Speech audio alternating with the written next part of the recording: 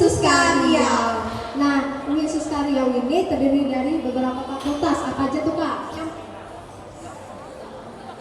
Oke. Jadi prodi gizi UIN Suskaria ini membahas mengenai ilmu kesehatan tentang nutrisi makanan dalam kehidupan manusia. Nah, di prodi gizi UIN Suskaria ini kita nggak hanya belajar teori loh, kita juga belajar teori dan praktek. Prakteknya itu ada praktek memasak, praktek analisis dan gizi, dan praktek konsultasi gizi. Wah, seru banget ya nampaknya. Nah, kira-kira adik-adik ada berminat tidak masuk gizi? Ada tidak? Ada, wah bagus. Nah, kakak tunggu ya di gizi. Oke, untuk jalur pendaftaran untuk masuk UIN Suskaria ada beberapa jalur. Apa aja tuh Kak?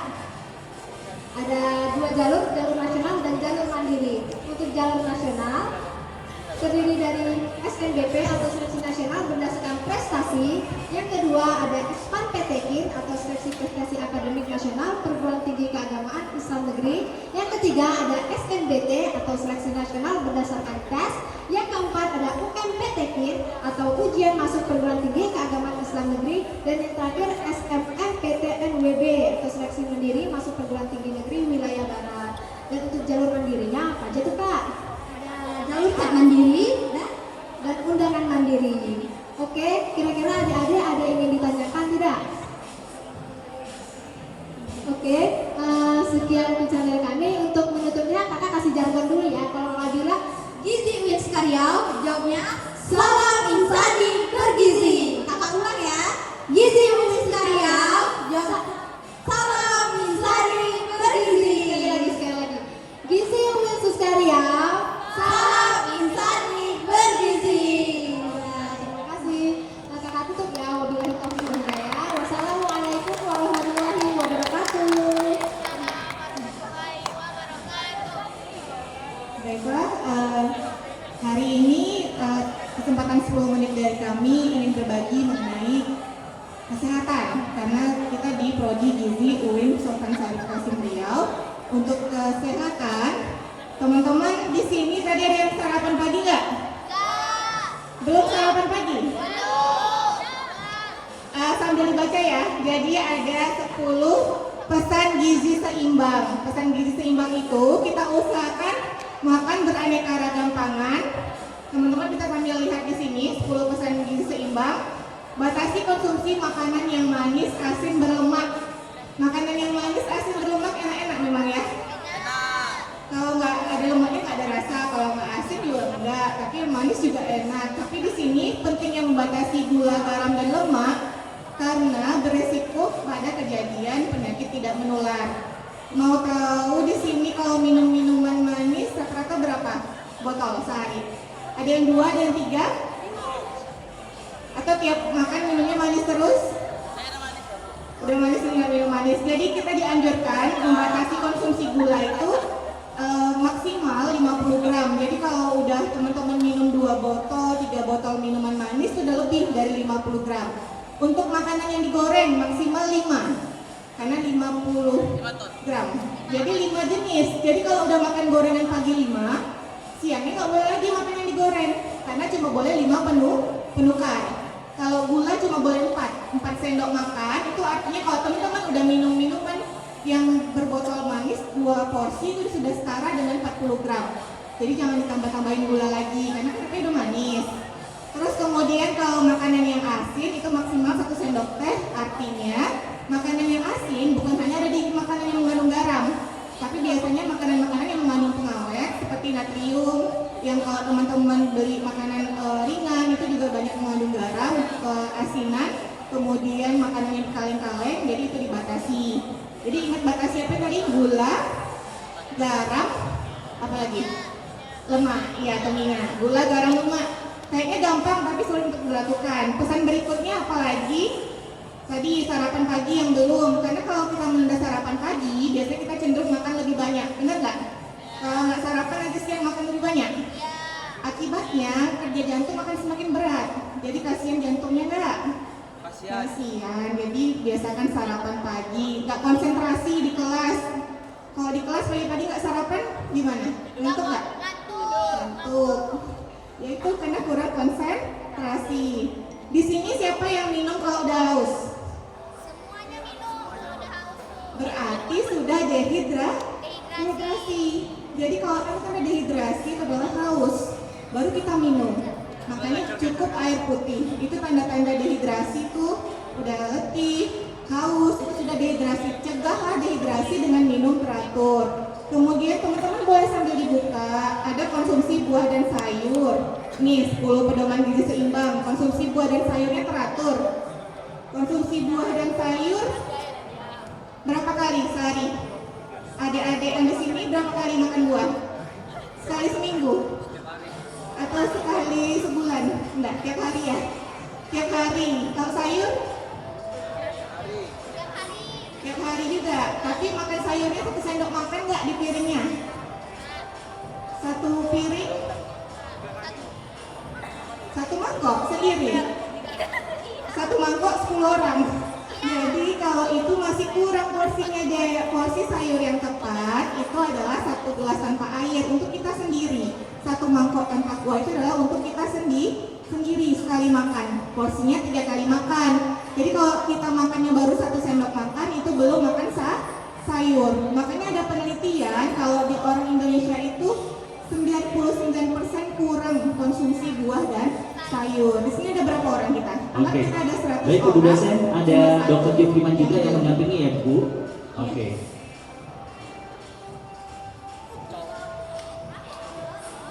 Mohon izin Bu dosen. Assalamualaikum warahmatullahi wabarakatuh. Kurang semangat nih. Assalamualaikum warahmatullahi wabarakatuh. Udah semangat ya Bu dosen ya? Oke. Nah, gimana kabarnya hari ini? Sehat? Sehat ya? Oke, tadi tentang materinya apa Bu dosen? Tentang gizi ya? Gizi seimbang. Oke, saya akan ikutin nih materi dari Bu dosen dulu ya. Silakan Bu dosen. Oh iya, Nah. tadi Silakan melanjutkan di sini, Bu. Oh iya, ada 10 pesan gizi seimbang nih dok. Nah, iya. kita baru bahas siapa yang udah sarapan. Ternyata itu kan bagian dari pesan gizi seimbang. Ternyata belum pada sarapan. Kenapa nih pada belum sarapan? Ayo dokter pengen tahu. Gak sempat atau malas atau biasanya emang gak pernah sarapan atau gimana nih? Hah? Gak bisa makan pagi. Bisa makan pagi. Satu lagi. Sakit perut kalau makan pagi, Bu. Terus apa lagi? Gak sempat. Nah, itu alasannya Bu dosen. Tadi gak enak. Banyak alasannya. Banyak alasannya. Padahal itu penting ya. Iya, Kalau kita gimana sarapan dok pagi dampaknya itu. kalau tidak sarapan gimana? Gimana mau konsentrasi dalam belajar, mengerjakan tugas, konsentrasi dalam ujian, kalau tidak sarapan karena nggak ada energi ya Bu dosen ya. Iya, tapi katanya susah konsentrasi. Salah satunya faktornya tidak sarapan tadi ya. Iya, Oke, jadi penting untuk kita sarapan pagi sebelum ke sekolah. Ya Bu dosen ya. Iya. Oke, lanjut Bu, silakan. Tadi juga menyatakan bahwa benar ya dok, dari survei riset kesehatan pun untuk konsumsi buah dan sayur kita masih kurang. Jadi dari hasil riset pun menyatakan dari 100 orang itu kadang cuma 3 yang konsumsi buah dan sayurnya bagus. 97%, 98% kita kurang konsumsi buah dan sayur. Ini dampaknya gimana nih dok? Baik bagi kesehatan. Kurang serat, vitamin, mineral. Padahal kan ada program pemerintah yang isi piringku ya Bu ya. Iya, Itu sayur-sayuran dan karbohidrat dari makanan pokok itu isinya ada 30% dari piring kita. Dari piring kita itu 30% harus mengandung sayuran dan buah-buahan yang Bu dosennya. Iya dok. Itu. Jadi penting buah dan sayur-sayuran karena ada mengandung vitamin, mineral yang penting bagi tubuh kita.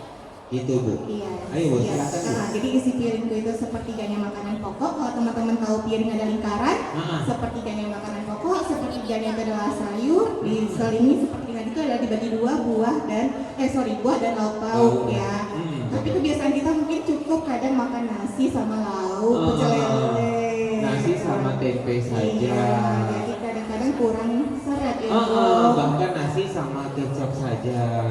Atau kalau anak-anak sukanya sama kuah aja, Iya, kuah sayur gitu. kuah Tapi sayur. dibilang makan sayur, padahal baru makan kuahnya Buahnya saja. Oke. Ya, terus Ini penting juga nih makan makanan kita itu ada mengandung buah dan sayur ya Bu ya. Iya, siap. Oke.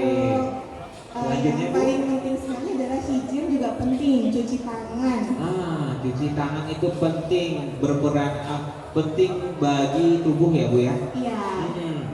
Gimana nih cuci tangannya Bu? Apakah harus cuma siram-siram kucek-kucek aja dengan air tergenang atau harus pakai sabun atau airnya cukup mengalir saja atau gimana nih Bu? Ada langkah-langkahnya kan, langkah-langkah dalam cuci tangan. Biasanya teman-teman kalau di praktek kesehatan itu suka ditempelkan langkah-langkahnya. Bahkan berbagai di media-media promosi televisi pun sudah menganjurkan cuci tangan yang baik itu menggunakan air sabun dan mengalir dan ada prosedur yang harus apalagi sekarang kasus COVID kan ya, kemarin kan wajib cuci tangan pakai sabun. Nah Bu, untuk lebih jelasnya kita tanya yuk, mereka tahu nggak cuci tangan pakai sabun itu langkah-langkahnya?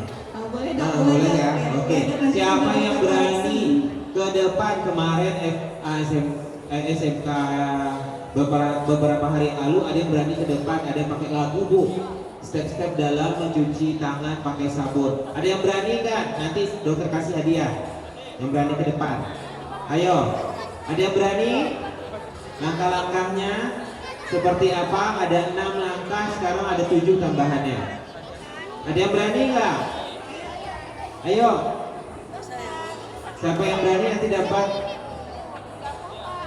Ayo silakan. Siapa yang berani itu adalah pemenang. Ayo ke depan. Tepuk tangan dong. Tepuk tangan. Oke, silakan kakak ke depan. Nah, koreksi ya Bu ya. Oke. Silakan kakak di sini kak. Cuci kaki. Kameranya kak biar masuk kamera. Oke, namanya siapa dulu, dari sekolah mana dan kelas berapa? Di sini kak. Nama Salsabila Rahmadani, asal sekolah SMK Dharma kelas 12. Ada berapa langkah? Ada 5 langkah.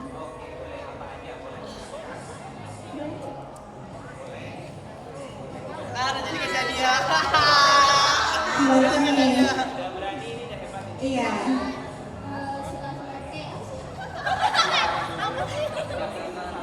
Kayak siapkan dulu sama airnya, terus kayak kotak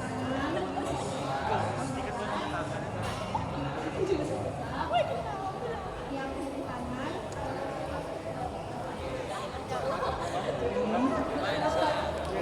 lalu diusap dengan tangan, terus lalu jempol, setelah aja.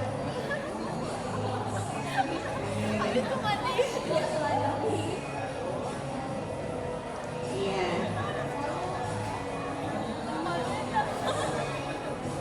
Ujung-ujung kuku, kiri dan kanan, lalu jempol, dibelanjakan, Lalu terakhir. lalu dibilas. Gelangan tangan dulu. Pakai lumpur. Pakai pisau kayu.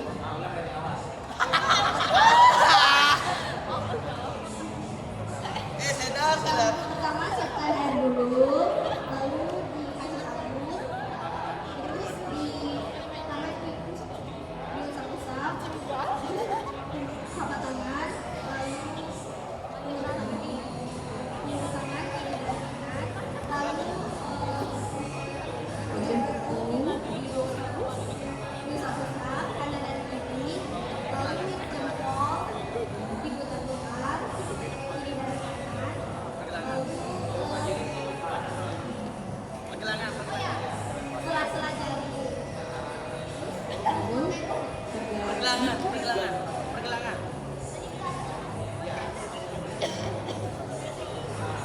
Lalu ujung jari, kiri dan kanan, lalu tangan tangan dibilas kiri dan kanan, dengan kanan. Tangan. Yang berani. Ramadhani patah hati. Oke, udah tahu ya caranya ya. Oke, terima kasih kakak. Nah, itu penting. Kapan saja nih Bu, kira-kira cuci tangan pakai sabun kita ininya harus menggunakan atau Iya, kalau terkait kita tadi ya, sebelum kita beraktivitas, berjabat dengan orang-orang banyak, dan Ya. sebelum mengkonsumsi Makan. makanan. Dan yang terpenting juga setelah melakukan Aktivitas ya.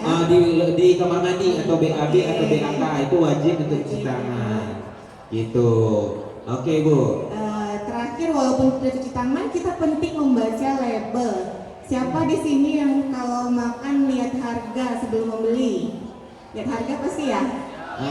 Terus lihat apa lagi kalau beli makanan? Lihat dompet. Pernah nggak baca Apa? nilai gizi? Atau Nilai gizi. Pernah lihat nggak? Pasti jarang nih, ya Bu ya.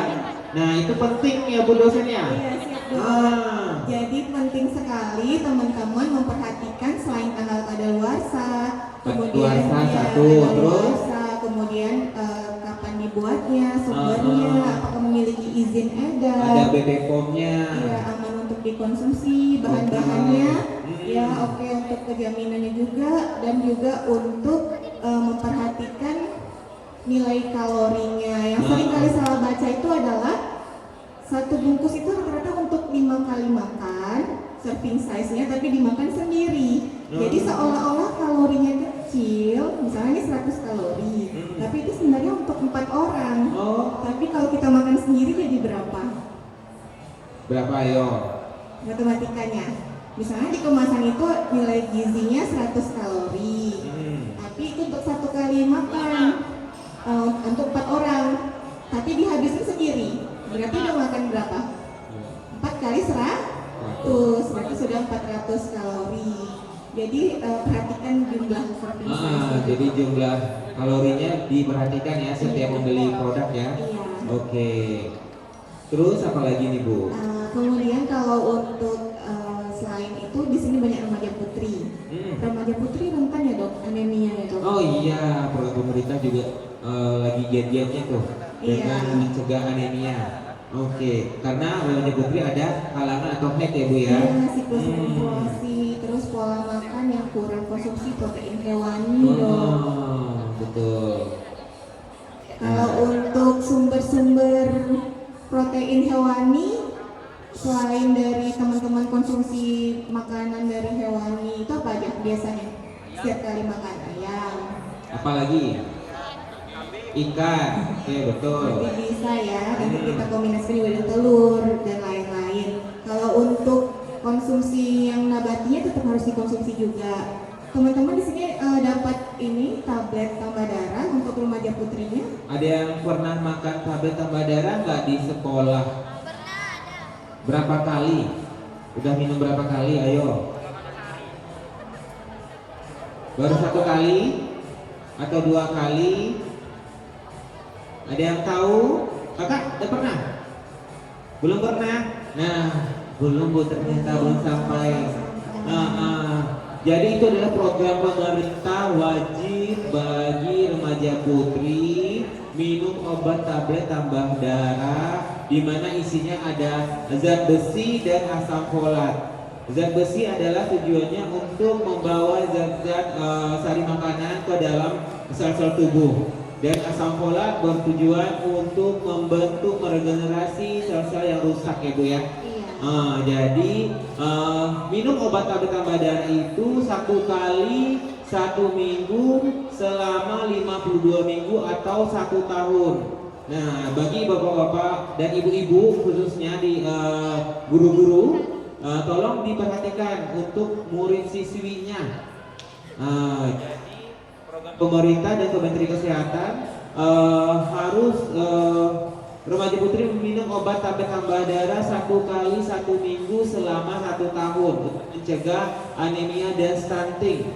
Seperti itu. Itu bisa didapatkan di puskesmas terdekat ya. Dah, seperti itu Bu. Iya. Informasi sebetulnya lagi yang paling penting sebenarnya pesan gizi seimbang yang pertama itu adalah syukuri. Syukuri dan nikmati setiap kali kita mengkonsumsi makanan. Itu kalau pesan syukuri. pertama. Jadi Syukuri dan nikmati ya. Oke. Kadang ada yang merasa mungkin nggak kenyang-kenyang, udah berdoa belum atau sudah bersyukur belum, terkadang itu yang pesan pertamanya Oke, dok. ya bersyukur dulu apa yang sudah diberikan ya. Nanti sehingga bisa bermanfaat bagi tubuh apa yang kita konsumsi. Konsumsi, oke. Pertama harus syukuri dulu, lalu kita nikmati, ya. Iya. Oke. Mungkin sesi